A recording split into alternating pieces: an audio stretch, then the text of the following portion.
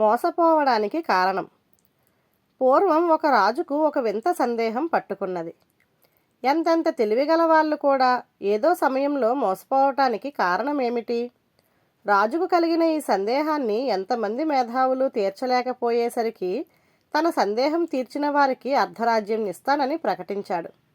అడ్డమైన వాళ్ళు తనని విసిగించిపోతారని, తన ప్రశ్నకు సరి అయిన సమాధానం ఇయ్యలేని వాళ్ళ తల తీయిస్తానని కూడా ప్రకటించాడు.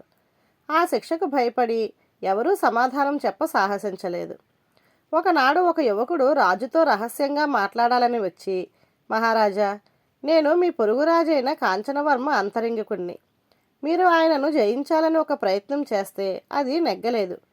రేపు మా రాజు అమ్మవారిని పూజించడానికి అడవికి వస్తున్నాడు. ఆయన మా తమ్ముణ్ణి అకారణంగా ఉరి తీయించాడు.